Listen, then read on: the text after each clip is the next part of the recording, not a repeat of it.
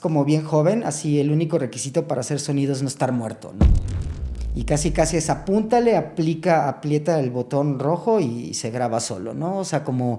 Y de repente como esta mitificación que hay con un patrón polar, con la apertura de un micrófono, como si eso te pueda ayudar a sacar sonidos fuera de eje, ¿no? Entonces, cuando en realidad son otro tipo de cosas, ¿no? O sea, como a mí me llamaba mucho la atención cómo la gente podía entender muy bien la relación de velocidad diafragma-luz, pero no podía entender que había algo equivalente en sonido que era presión sonora, distancia, ganancia. Entonces, y de repente entender cómo hacer esta analogía entre la fotografía y el sonido era, para mí fue como muy curioso que nadie se haya dado cuenta. Y también muy gratificante porque eso me hizo como ver que en realidad sobre sonido había muy poco. En este episodio nos subimos al barco sonoro con Rodrigo Lira, pasando por la música, la guerrilla y contrastes del oficio cinematográfico. La academia como un puerto de gratitud y aprendizaje, así como procesos de postproducción en el diseño sonoro. Rodrigo, pues muchísimas gracias por aceptar esta invitación. Un placerzazo. Muchas gracias por invitarme. Pues a mí me gustaría empezar tal vez con un cliché, pero también es un patrón con los de tu especie, ¿no? ¿Qué llegó primero, el cine o la música? La música, definitivamente la música. Vengo de una familia muy musical, soy jarocho, del mero puerto de Veracruz, y crecí en una familia donde todo era música. Entonces, desde niño fue muy drástico mis cambios porque pasé de escuchar a Enrique y Ana y a Cepillín por escuchar a Kiss, ¿no? Entonces, yo nací en el 74, así que estaba en el kinder cuando un tío llegó con un disco que me cambió la vida, ¿no? Entonces, no sé si haya sido el mejor disco de Kiss, pero fue el que más me marcó. O sea, ¿esa parte sonora te voló la cabeza o...? Me voló la cabeza y llegó con grandes cambios. En ese momento la familia compró como un súper estéreo componente modular, así que era era más grande que yo en altura. Entonces, y mi hermano y yo cuando regresábamos del colegio, cada quien se ponía en una bocina. Entonces era bien interesante porque, por ejemplo, cuando escuchábamos discos de los Beatles, en aquella época el concepto de mezcla era como muy equilibrado, más no mezclado. Entonces eso implicaba que de un lado, en la bocina izquierda mandaban pon tú bajos y batería, y en la bocina derecha mandaban guitarras y pianos y las voces al centro. Entonces, digamos que mi hermano, curiosamente, se volvió guitarrista y yo me volví bajista. Ok.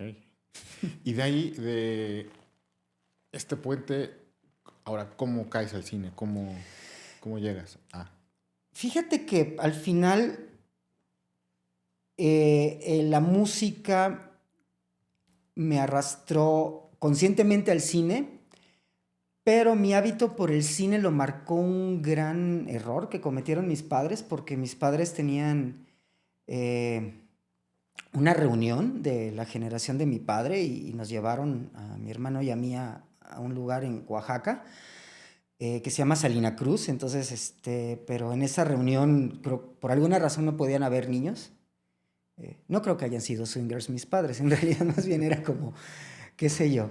Entonces decidieron que para que no estuviéramos ahí molestando, nos llevaron a la matine. En aquella época, en la provincia profunda, te dejaban en el cine y terminaba una película y comenzaba otra. Estaban todas así como concatenadas, ¿no? Entonces nos dejan viendo La novicia rebelde, y a los 30 minutos de que nos dejan termina y comienza Masacre en Texas de Top Hopper. Entonces, sí, mi hermano y yo nos quedamos con cara de qué acabamos de ver, ¿no? Y y en realidad es que a partir de ahí como que mucho cambió. Me volví como un poco fan de cine de terror. Y, y me acuerdo que en la noche, ya cuando mis padres se dormían, mi hermano y yo prendíamos así la televisión y poníamos canal 2 así de cine mexicano de riguroso estreno, ¿no? Entonces veíamos todas estas películas como Becker o Ok. no sé si te acuerdas, ¿no? O qué sé yo, o sea, lo que había en su momento, la niña del libro. Y luego llega, pues, la Betacam, ¿cómo se llama? Betamax, el Betamax. formato beta y VHS, VHS. o sea, entonces al final éramos unos cinéfilos terroríficos y eso nos llevó como a una estimulación muy temprana de estar viendo cine, básicamente. Y lo tenías muy claro, o sea, todavía era el gusto por el cine, todavía no era como un yo quiero dirigir, yo quiero fotografiar, quiero hacer sonido. No, yo quería tocar en esa época. O sea, yo que quería, de niño, yo tenía bien claro que yo quería tocar. Este, y en la adolescencia cambió muchas cosas, porque en la adolescencia empecé a tocar, pero fue cuando como tuve como una relación más inmersiva con el cine. Entonces, digamos que en el puerto de Veracruz, pues las películas pues que te llegaban eran como las que en toda la República se veían, pero descubrí un espacio que en aquella época se llamaba Las Atarazanas, del Instituto Veracruzano de la Cultura, donde amarraban una lona, dos palmeras y proyectaban películas.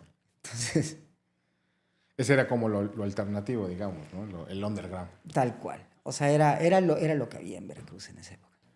Y vienes acá, Ciudad de México. Yo llego a la Ciudad de México, pasé como un proceso muy largo, porque pasé como por diferentes tipos de carreras. Entonces, cuando llego a la Ciudad de México, en realidad es cuando empieza como ya el cine, como a hacer cine, a realizar proyectos, pero nunca dejé la música.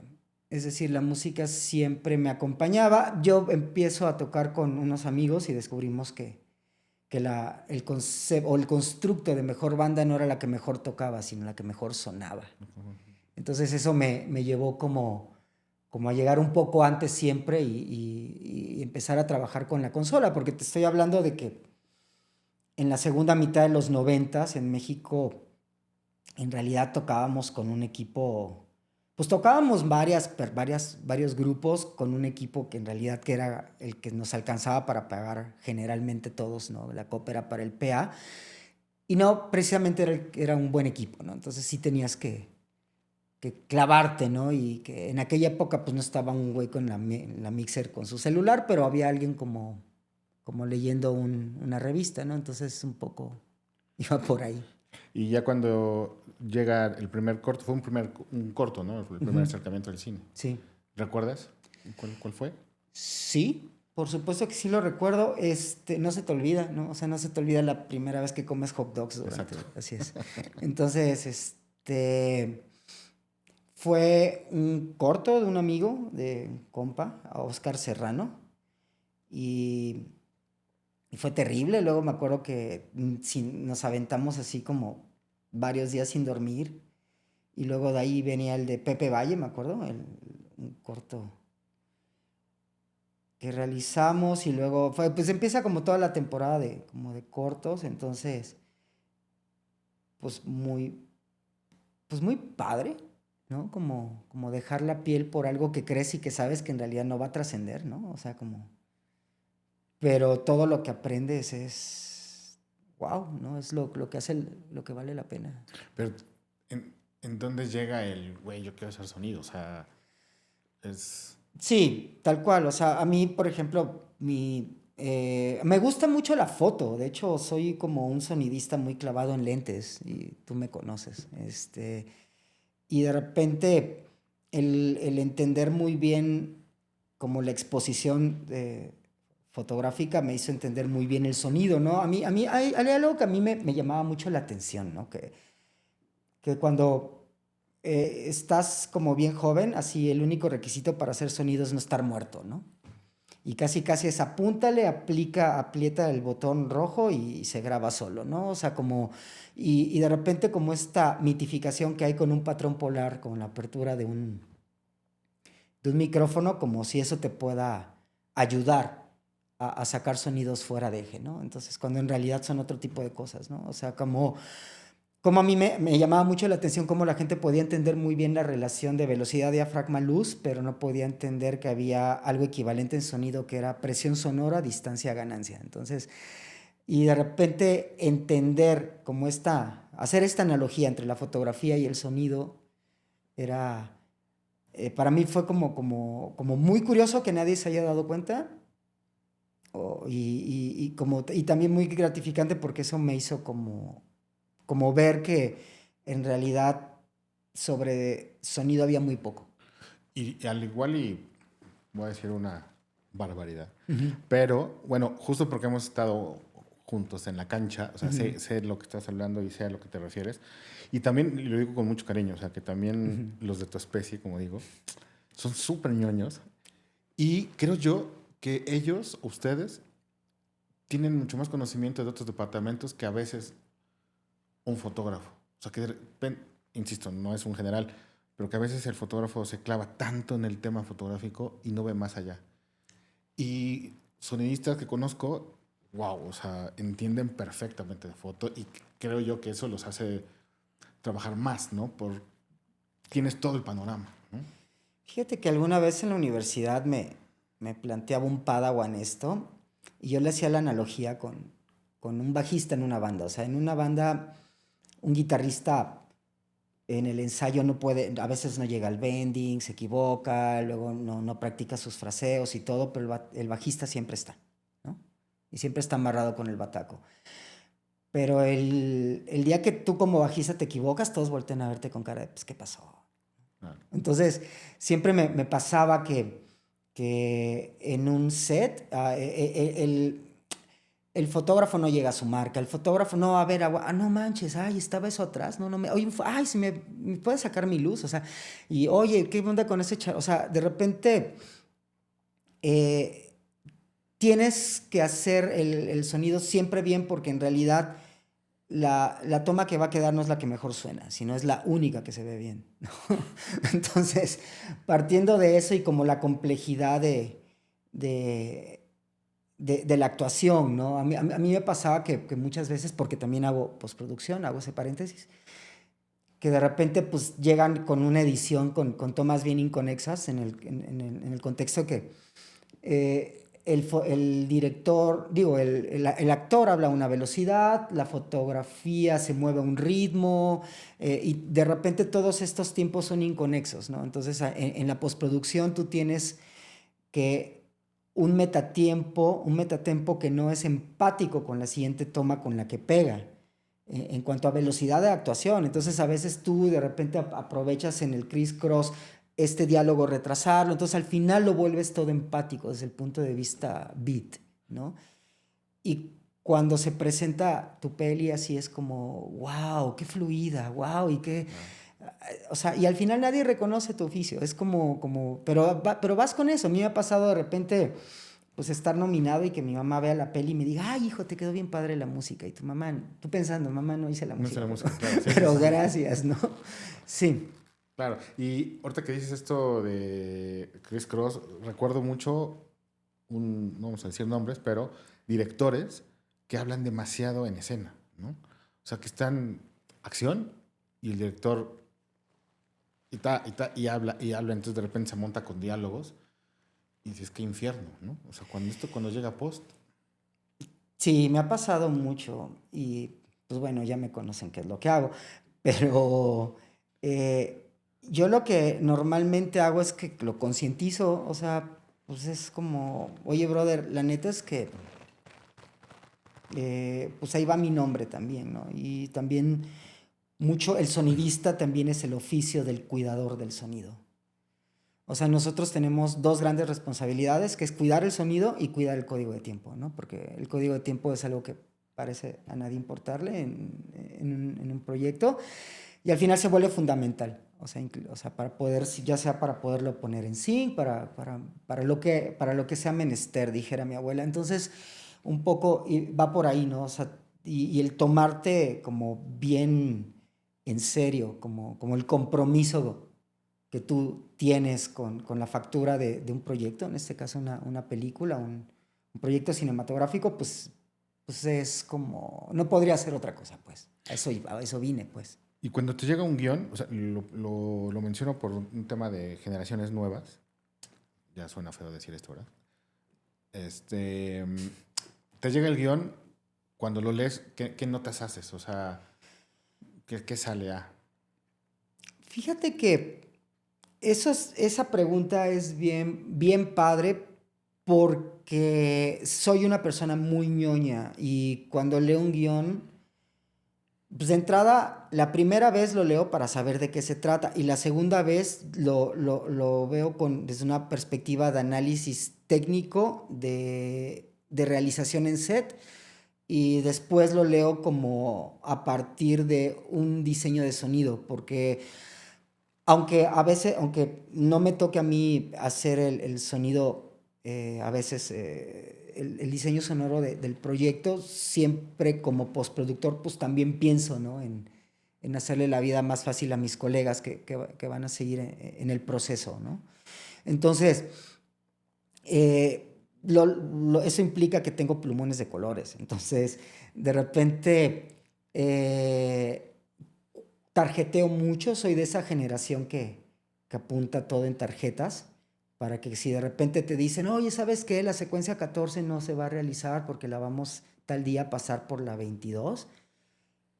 Y en ese momento es así de, te agarran como cuando tu perro si le dices algo y no entiende y se le va la cabeza de lado, un poco así es, como, ok, no hay problema, entonces me voy a mi tarjeta y tengo, claro, en el día 22, ese día ¿cuántos lavas voy? Entonces sí soy muy ñoño en ese contexto.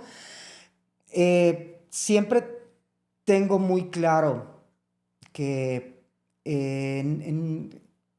cuando te plantean una locación, siempre te dicen, no, oye, pero te lo juro que esa escuela no sonaba, ¿no? Cuando fuimos al scouting, ¿no? Y siempre voy como pensando lo peor, porque de alguna forma siempre te van a pintar el mejor de los escenarios, pues para que cobres menos, ¿no? Entonces los productores siempre te van a decir, no, pero no está tan gacho, ahora sí la libras con el boom o con... Justo eso, o sea, en tu departamento, o sea, dónde identificas, si se identifica, la película chica o grande, ¿no? O sea, para ti, ¿cuál es la chica o la grande? Pues yo creo que no hay proyecto chico, más bien hay empatías y Me refiero un poco como anempatías. al tema fierros, ¿no? Sí, fíjate que eso es algo bien curioso, o sea, porque no puedes, primero no existe un proyecto pequeño y por proyectos grandes y por proyectos pequeños sudo de la misma forma. Lo que existen son diferentes presupuestos. Entonces, más bien, como yo sé que al final voy a terminar como poniéndolo hasta lo que no presupuesté, por eso más bien escojo mis batallas, ¿no? O sea, hay gente pues que ni a bañarse porque se pierde el jabón, ¿no? Dijera mi abuelo. Entonces, y eso lo he aprendido con los años. O sea, de repente, pues a veces hay mucha ingratitud y como sé que yo no puedo lidiar porque al final termino asumiendo el proyecto como mío, pues al final más bien aprendo pues a separar con quién sí trabajo y con quién no. Justo hablando de eso, de con quién sí, con quién no, ¿qué no harías o qué no haces? ¿Qué no haría? Hijos. Qué gran pregunta, porque básicamente nunca dejaría un proyecto a la mitad. O sea, me tocó alguna vez estar en un proyecto donde el realizador tenía una falta de ética con su actriz y, y pues no dejé el proyecto. Pero casi casi si le hice saber de que si me ves en la calle, escóndete, ¿no? O sea, Okay. pero sí, o sea, ¿qué no haría? Dejar un Un proyecto. proyecto. O sea, colgarlo así, decirle, me voy, ¿no? O sea, un Son poco. cuestiones, temas éticos, o sea, temas mundiales, sociales. O sea, tú lo entiendes que, venga, es una ficción, ¿no? Hagámoslo, Sí, ¿no? No pasa sí, nada. sí. Ok. Y esta parte del hasta donde tú quieres entrar, de el cómo y cuánto cobrar, que ese es un tema que en las escuelas, no sé ahora, pero Gran punto, digamos, es el tema. Eh, Ahí te va. Publicidad sin dinero es como una noche sin estrellas, ¿ok? O sea, es imposible que te digan, oye, ¿qué tal? Fíjate que tengo un proyecto de un llamado de 24 horas y yo lo que le digo mucho a mis chicos es, a ver, hay que aprender a tener una lectura. Es decir, un llamado de 24 horas significa que van a sacar 2 días de llamado en uno. Entonces, 2 días de llamado en uno debe de tener determinadas implicaciones. En realidad no existe un llamado de 24 horas, o sea, existen 48 horas, porque es el día que trabajas y el día que te repones. Y ese día aparte también tienes que entregar como si tuviste que alquilar equipo con proveedores, ese día tienes que entregarlo. O sea, en realidad no existen los llamados de 24 horas. O sea, entonces, energéticamente hablando, o sea, no energético desde el punto de vista holístico, sino de cuánta energía te implica algo. Entonces, y también, pues bueno, ok, yo puedo hacer un llamado de 24 horas, pero ¿cuánto vas a pagar?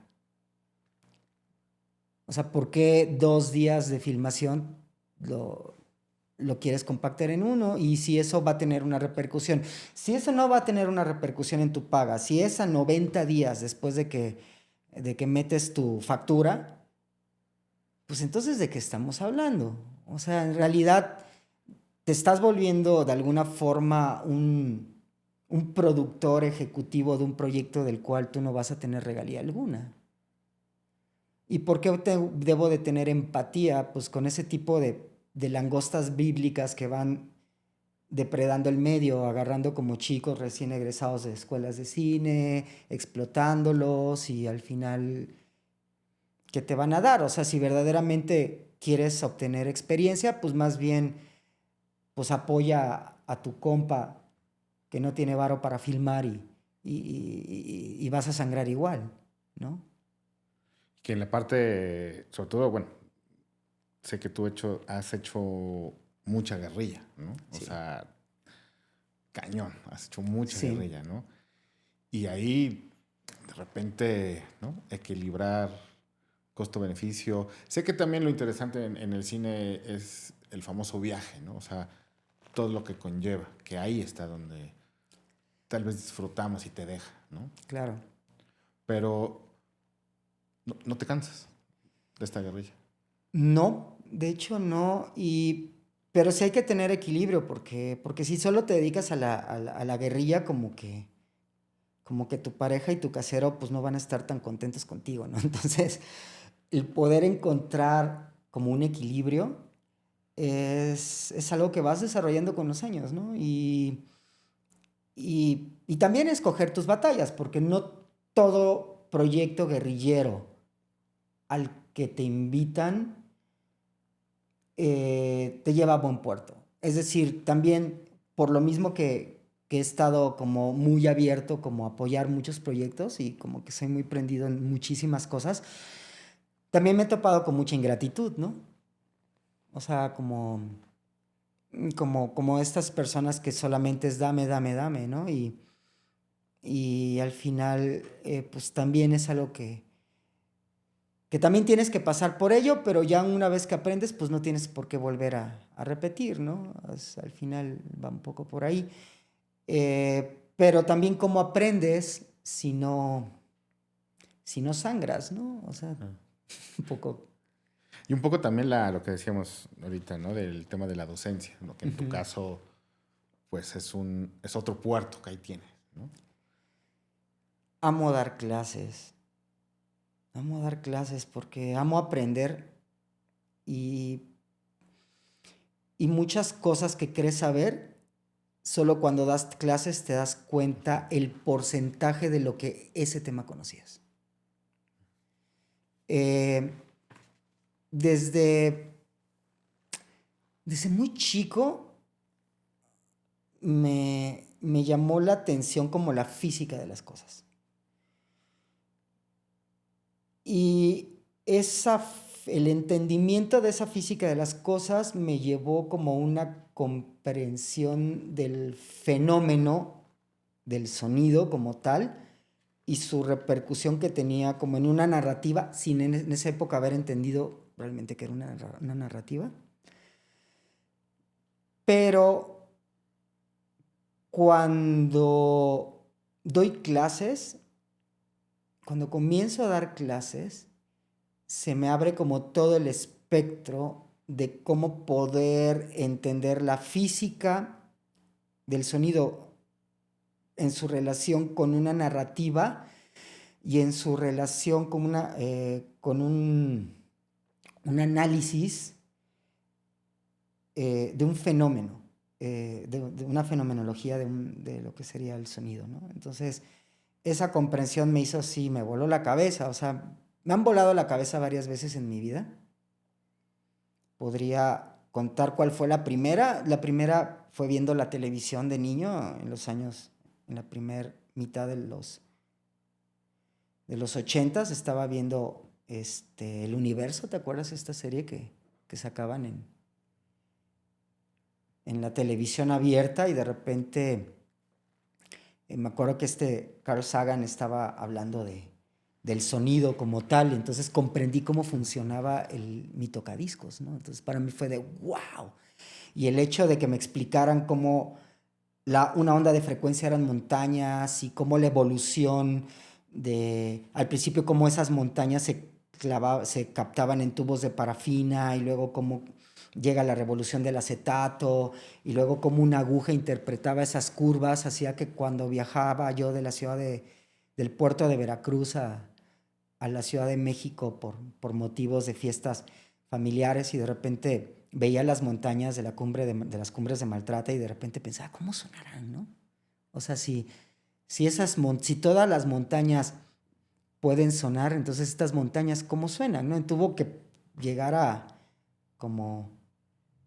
mi neo-veinteañez y que la tecnología me permitiera en un home studio modelar una onda de frecuencia a partir de fotografías que tomé de las cumbres de Maltrata y reproducirlo y poder saber cómo sonaban las montañas de mi tierra, ¿no? Y saber cuántas montañas necesitaba, ¿no? Para poder tener un segundo audible, porque cuando puse todas mis montañas fue un pico y yo, joder.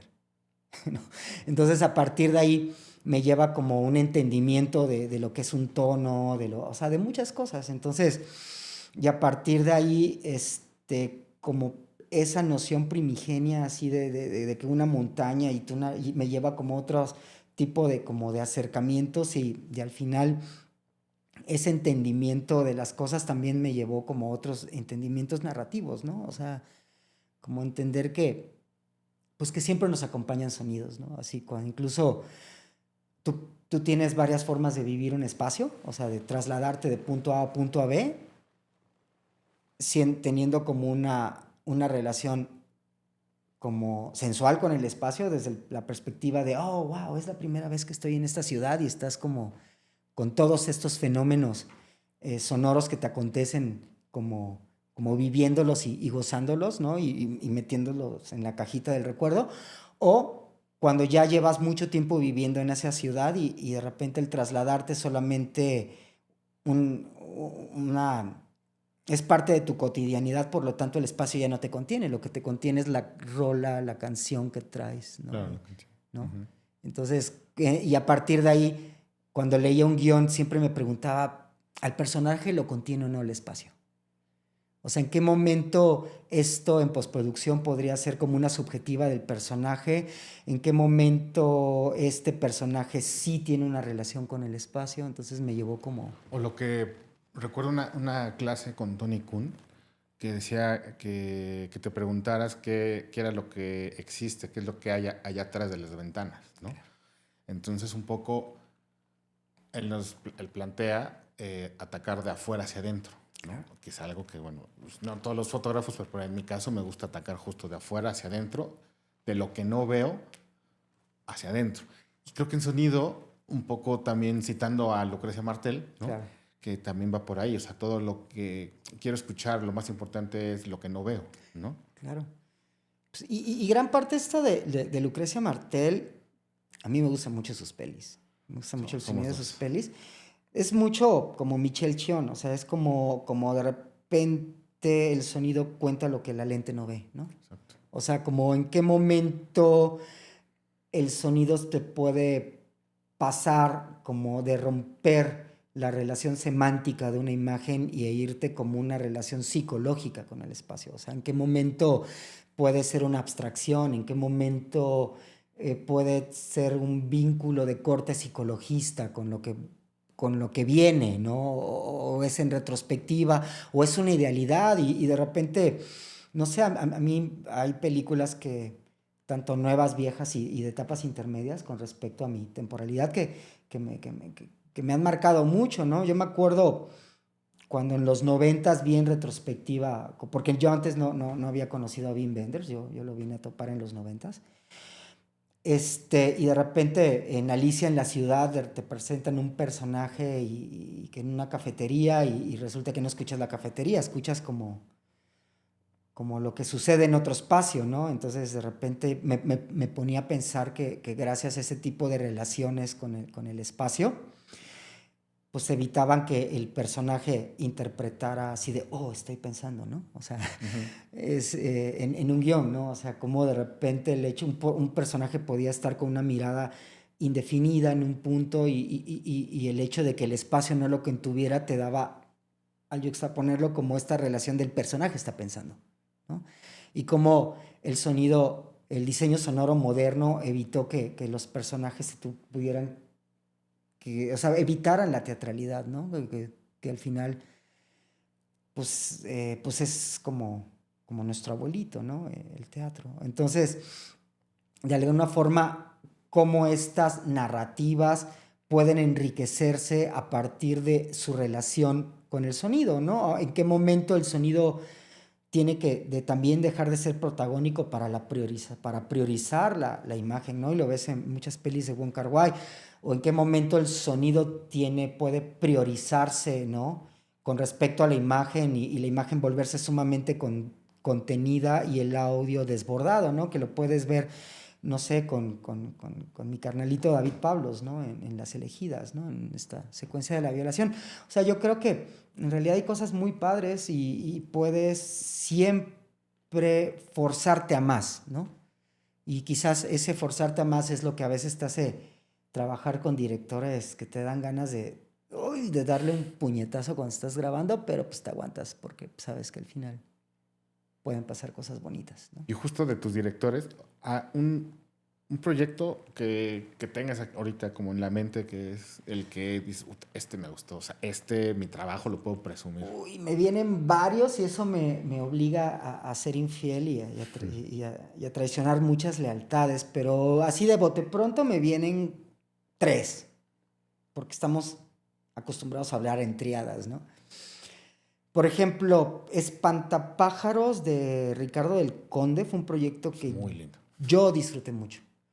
Y disfruté mucho porque yo hice el diseño sonoro de esa peli. Yo me enteré ayer, por cierto. Sí. Ya lo había visto. Sí. Y ayer me enteré que tú... Fue un proyecto que tuve mucha libertad. Me acuerdo cuando a mí me contacta Nicolás Ellis de Pimienta Films y me dijo, oye, tenemos este hijo, pero pues, nuestro hijo tiene labio leporino. y lo escucho y lo veo y todo. Y sí fue como de decir, el proyecto pues podría estar muy padre, pero hay que trabajarle mucho y hay que comenzar ya, ¿no? Entonces a partir de ahí, de repente, la junta que me acuerdo que edición y sonido que era yo, no me acuerdo que edición era Paulina del Paso y Sebastián Celis y yo, que Sebastián era como el productor.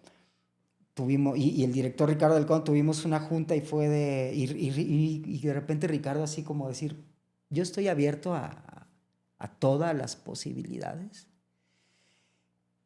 Y fue muy libre porque de repente me acuerdo que Paulina iba sacando los rollos y me los mandaba así, yo descargaba y empezaba a trabajar y y de repente como poderme prender y poder hacer como mucho y mandarle a Ricardo. Y fue un proyecto muy padre, muy disfrutable, en el cual como tuve mucha libertad para poder trabajar y tuve como un director que se arriesgaba mucho y que también defendía sus puntos, cosa que me gustó, pero en general había como mucho consenso y como muy abierto, ¿no? Me acuerdo estar en la mezcla, porque él es muy político, en la mezcla final así me acuerdo que, demonios, va ganando Peña Nieto, y yo no podía estar, porque estaba yo en la mezcla, pero pues, él y mi esposa estaban así como, como diciendo, oh no, todo va mal, ¿no? Y entonces es un proyecto que recuerdo mucho, lo disfruté. Otro proyecto así como muy disfrutable fue un proyecto de un corto con Paulo Riqué. Era un proyecto financiado por IMCINE que se llamó Tres variaciones de Ofelia, en el que también tenía yo como mucha libertad de poder plantear como construir atmósfera. Construir atmósfera es algo como bien complicado porque una atmósfera consiste en contar algo que no ves, ¿no? Entonces, Y que si te pasa tantito, se vuelve súper sí, música. sí, y de repente también puedes no conectar y de repente puede convertirse en una autocelebración, o sea, puedes de repente romper la relación, la arboladura que hay entre un significante y un significado. Y cuando la rompes, pues te vuelves un pretencioso, ¿no? Entonces, y de repente ese proyecto me demandó como mucho estar como pensando, ¿no? Y de repente cuando quiero yo construirla como la subjetiva de esta niña. Me pasó incluso en la mezcla. Estaba yo ya en la etapa de THX y de repente aquí vamos a ir mormando el sonido de los papás que están peleando para pasar una subjetiva y era como muy como... y de repente era como muy tácito, ¿no? Como, no, no, date, hay que darnos grasa. Y el chico operador me decía, no, pero no, porque si no, no se va a oír. Y yo, a ver, no es consenso, hazlo. Y ya que lo hacía era, wow, o sea, yo sí, o sea, es que, perdón, es que yo se escuchaba bien. Pues sí, claro que se escucha bien, pero pues lo importante es como, o sea, no por el hecho de que algo esté como muy limpio dentro de valores de producción, eso también no va a funcionar como para limitarte, como una construcción, ¿no? De un paisaje sonoro que te va a llevar como una atmósfera, ¿no? Y esa atmósfera va a sumar una narrativa. Y eso, ¿no? O sea, como a veces que a mí siempre me llamaba la atención cómo de repente en una película se podía celebrar, wow, esto es alto contraste, blanco y negro, grano reventado, ¿no? Y de repente no pudieras hacer algo equivalente en sonido. O sea, porque el sonido debe de tener una relación topológica. Una relación topológica significa que es una perspectiva naturalista en relación con la profundidad de un evento sonoro con respecto a una lente. O sea, ¿por qué nosotros sí tenemos que tener esa limitante? Porque nosotros tenemos, y al final esos constructos son un constructo, o sea, tiene que ver con que fuimos una cultura modelada por la televisión abierta. Y en la televisión abierta que nos tocó vivir culturalmente por ser mexicanos, daba lo mismo que Enrique Alejandro estuviera a 5 metros de la lente y esta Julieta Cassandra estuviera a 2 metros. O sea, A y B hablaban y se escuchaban en el mismo plano. Entonces también eso hizo que en el cine de autor se extrapolara y se tomara así como, oh, si el personaje está a 4 metros, tiene que escucharse como a 4 metros. Este ejercicio de las escuelas de cine de personaje frente al mar, ¿no? Sí. El diálogo con un lente 200 contra un 14, Sí. ¿no? Justo ese ejercicio es súper interesante. Claro. Y es una constante. Que, por cierto, pregunta, este estigma del... No sé si es ahora y por eso es como muy, muy auténtica que la pregunta. El estigma del cine mexicano hace 10 años es que el cine mexicano se escucha mal. ¿Tú crees que sigue pasando o ya hay ¿O ya existen? No, yo creo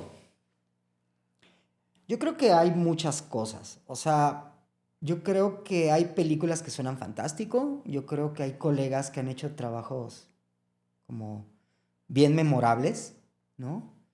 O sea, yo creo que también hay cine moderno que no suena padre. Yo creo que hay mucho, porque también hoy en día está muy diversificado. Es decir, hoy en día es más fácil. O sea, hoy en día ya no tienes la limitante de una lata y de revelar y de hacer rank y de, ¿sabes? O sea, yo creo que de alguna forma hoy en día puedes hacer películas con un celular, ¿no? Y hoy en día tienes mucha gente ejercitando ese músculo. Entonces, por supuesto que va a seguir habiendo cine de fórmula porque nunca dejó de haberlo. Por supuesto que hoy en día hay cine de autor bien ejecutado y mal ejecutado. Y hay cine comercial bien ejecutado y mal ejecutado. Pero hay mucho. Y, y eso genera muchas cosas. Y muchas cosas para bien. O sea, a mí me gusta de repente ir a, no sé, a la Sierra de Puebla y ver que hay chicos que están haciendo pues, cosas bien padres, ¿no? Y de repente ir a la Sierra de Puebla e incluso toparme con unos exalumnos tuyos y que están ahí como a ver, así, aquí también, más allá de la Condesa, también se hace cine, ¿no? Y eso también está padre. Qué bueno. Y hay mucho, o sea, se hace mucho. No, también creo que la mancha de las escuelas de cine está creciendo, ¿no? Que es Está una padre. realidad y está chingón, qué Sí, bueno, ¿no? sí. Ya dejó de ser Claro, todo acá, ¿no? sí. Y hay que ver cómo básicamente también hay otras dinámicas que se han generado, ¿no? De repente a mí me tocaba ver como luego estas plataformas que, que de repente con tal de tener upalumpas, ¿no? Así, gratuitos, abren certificaciones, ¿no? O sea, te vamos a certificar para que trabajes en plataforma y en realidad el subtexto es pues mano de obra grapa. Y no precisamente pues terminan teniendo la cualificación, ¿no? Y creo que también otro aspecto es que el tema tecnológico, el tema juguetes de sonido, creo que ha ido a la par con cámara, ¿no? Que, no sé, estas Sonys, ¿no? Con ISOs Sí, extremadamente altos, creo que también el tema de micrófonos, tema consolas, ha ido... sí, tenemos un equivalente al ISO, que es el famoso 32 coma flotante. Pero como todo, o sea, si tienes un ISO 49.500, me estoy inventando un número, o sea, pues también, o sea, si eres de esa o sea, de esa generación que expone bien y todo, pues en realidad,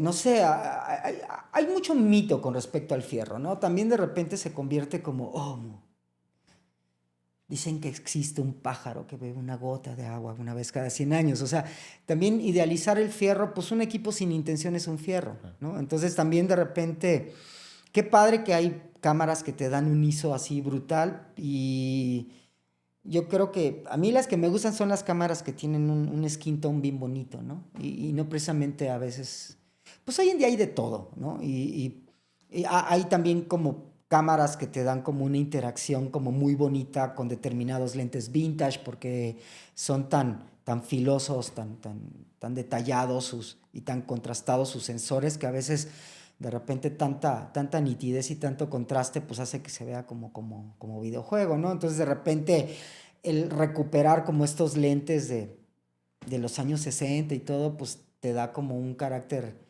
con menos contraste, más cinematográfico, bla.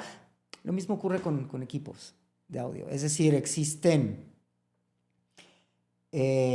como algunas grabadoras que hoy en día te ofrecen muchas cosas, pero al final un buen preamp, una buena ganancia con un buen micrófono y una grabadora te puede dar como muchas cosas bien padres, ¿no? O sea, como muchas texturas, como muchas cosas. Por ejemplo, en foto hay mucho fotógrafo que le apuesta o le apostamos a la óptica. ¿El similar de sonido qué sería? Pues es que una óptica es un lente, o sea, un lente es un micrófono. Okay. O sea, un micrófono es algo físico. Es decir, si yo tengo un micrófono y yo quiero captar un pájaro que está arriba de un árbol, pues entonces yo le tengo que dar una ganancia grande, o sea, una apertura de ganancia grande para poder volverlo más sensible y tener el rango para llegar a ese pájaro que está trinando en un árbol. Pero si tengo un personaje en un set y el micrófono me permite estar a 40 centímetros de ese personaje, pues no necesito tanta ganancia. O sea, es al revés, necesito darle mucho menos ganancia para generar como el equivalente a efecto bouquet.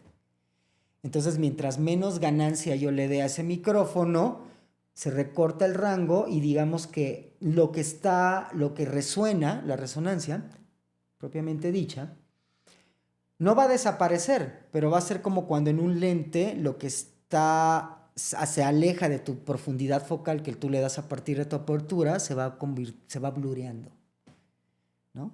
Entonces es más, y a partir de ahí, si tú grabas muy alto, o sea, con mucha latitud, te permite bajar la escala en postproducción. Entonces, digamos que el sonido no va a desaparecer, de la misma forma como tu fondo no desaparece.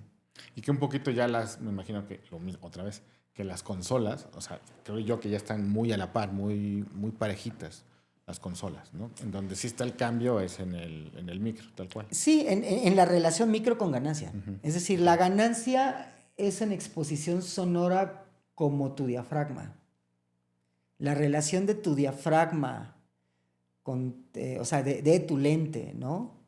Es algo que no vas a poder prescindir de ello. Es decir, cuando agarras una grabadora como de una serie económica, a mí siempre me pasa que cuando la conecto y todo, tengo trim, el trim en sonidos como tu ISO, ¿no?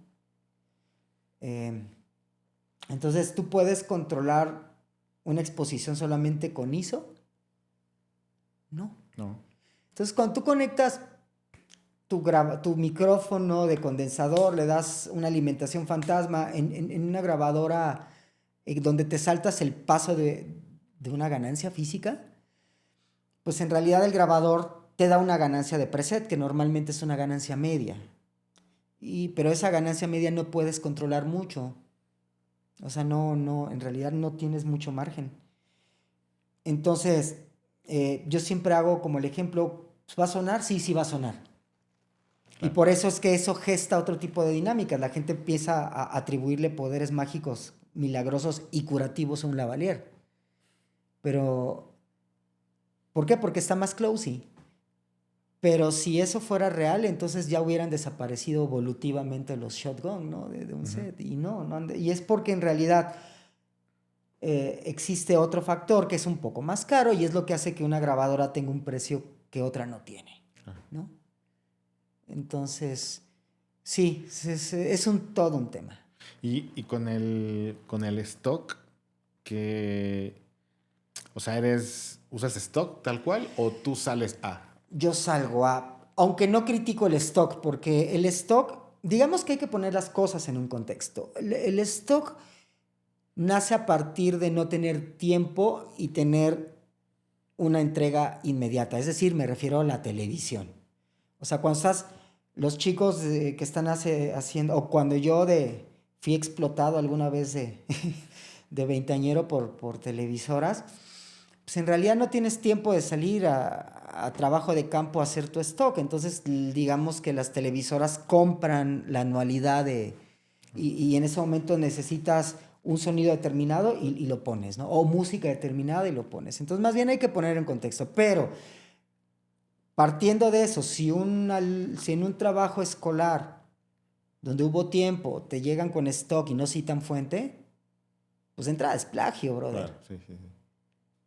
Y si no aprendes a tener ética desde la academia, pues entonces, pues ¿dónde estás como alumno? O años después, ¿dónde estás como profe? Entonces, el situarte, en poner las cosas en contexto, ¿existe el stock para hacerte la vida más amable cuando no tienes tiempo? Sí, y se paga por ello y se cita fuente, básicamente. Ya para ir medio cerrando, uno de los temas incómodos y no. La inteligencia artificial. ¿Qué postura tienes? ¿Qué usas? ¿Qué no? Fíjate que yo estoy a favor de eso siempre y cuando se cite fuente, ¿no? Haya copyright. He explorado, me pasaron así, precisamente mi asistente, mi Padawan, que él es un profesional en el audio, él ya egresó de academia y él es como alguien como muy versado en nuevas tecnologías.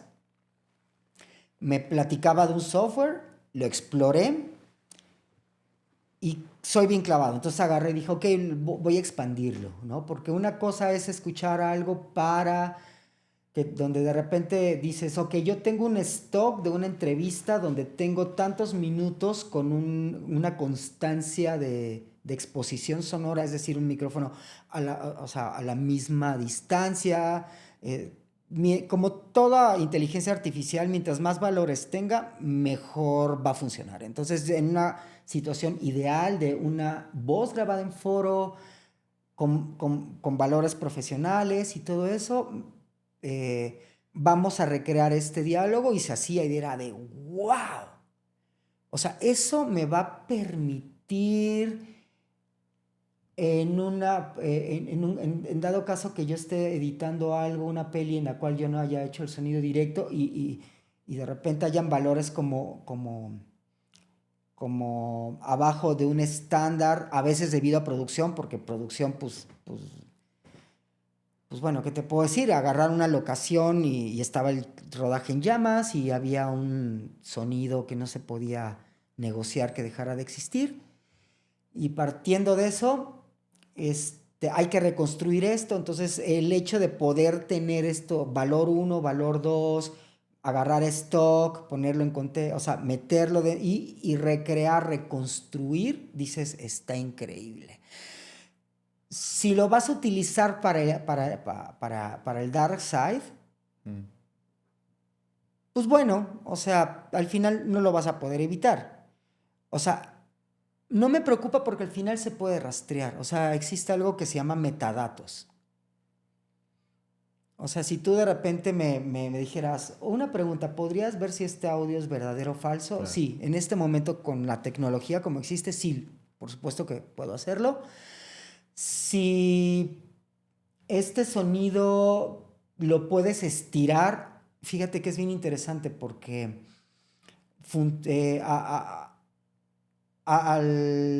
como yo vi, puedes recrear algo a partir de un sistema binaural de campo cercano y no notar mucho la diferencia. Pero si lo pasas a bocinas de más pulgadas y todo, es como cuando quieres hacer un espectacular con un JPG.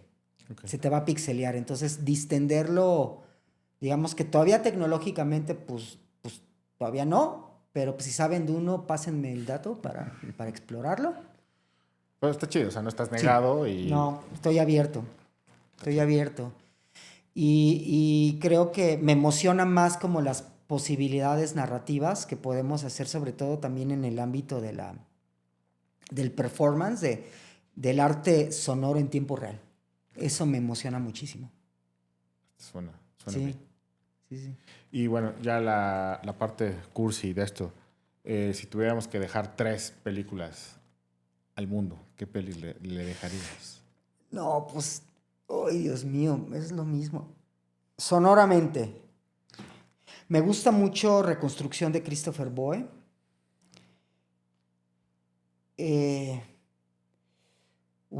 Me gusta muchísimo Mulholland Drive de David Lynch. Sonoramente es una película que que agradezco muchísimo que exista.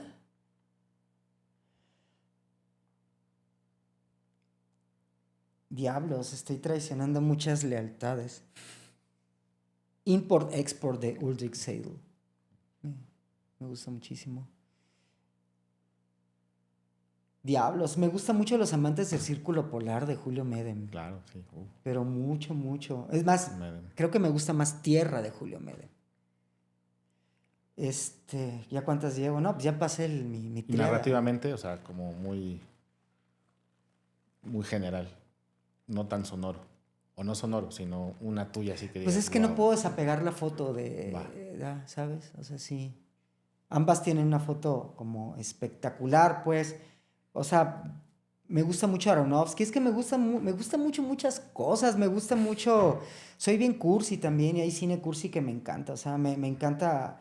I am a cyber, but that's okay, ¿sabes? O sea, esa peli coreana me fascina. Me encanta el sonido, cómo empieza la peli, es como brutal. O sea, de repente podría yo hablar horas pues mínimo una hora sí podría hablar sonoramente de esa peli. O sea, me gusta mucho muchas cosas, me gusta mucho el anacronismo, ¿no? O sea, Coppola me gusta muchísimo. O sea, Tarantino, desde el punto de vista cosmático, hablando de canciones, no, o sea, el cómo resuelve sus pelis a partir de canciones específicamente anacrónicas, cómo utiliza también el fenómeno del gusanito, ¿no? O sea, a mí me encanta. A mí me gusta mucho. Por ejemplo, mi esposa y yo tenemos el hábito de inocularnos gusanitos sonoros, o sea, como canciones así de nomás para fastidiarnos el día como en WhatsApp, pues. O sea, de repente así estoy como a punto de salir y Susi agarra y me empieza a cantar La maldita primavera de Yuri. Y yo, oh no, demonios, la voy a traer de todo el tiempo. Bueno, ahora mi hija la trae también, ¿eh? ¿Sabes? O sea, y yo así agarro y la de Mario Pintor de Tengo Éxito, así de esas canciones horrendas de los 80s, ¿no? O sea, pues sí, o sea, al final somos ondas y vibramos con la imagen y vibramos con el sonido. Y vibramos alto. Pues, Ya ves, como en Tepoztlán. Rodrigo, pues muchas gracias. Faltó el mezcal, pero era muy temprano. ¿Cuál faltó? Lo Rapero. podemos hacer. Gracias, amigo. Muchísimas gracias. Gracias por escucharnos a todos y gracias por la invitación. Bien, entonces, corte. Tenemos una peli... Pues chido. ¿Chingón? ¿Me gustó? Pues saca el mezcal, pues. Salió. Sí, podríamos hablar de ahora, dime.